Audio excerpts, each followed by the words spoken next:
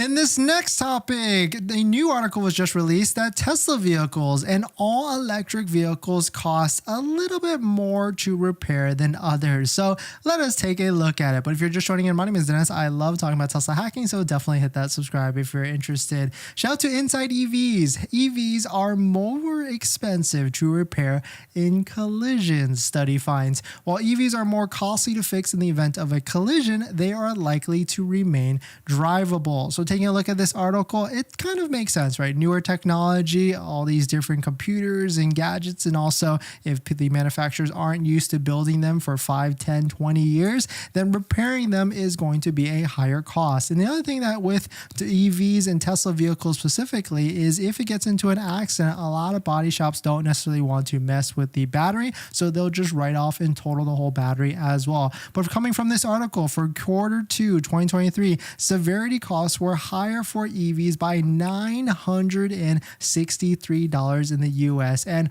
$1,328 in Canada's. I mean, I can't imagine this comes as a surprise for most of you, but that's also why Tesla insurance and insurance for any electric vehicle is going to be that much more than your regular car. I try and tell people, if you're looking for insurance for your Tesla, you're going to expect anywhere from 10 to 20, maybe 30% more than what you're currently paying a month. I want to say we did a poll on the channel a long time ago, and the average monthly payment for insurance for all drivers across the country is about $150 a month. So that could be more than what you're paying now, but of course that is definitely going to be more, and because of all these different costs. So knock on wood, hopefully you'll never have to use it, but just be FYI aware of that. But on top of that, Tesla insurance, a lot of people ask me what is the best insurance for insuring your Tesla, and Tesla insurance is always going to be the cheapest or least expensive,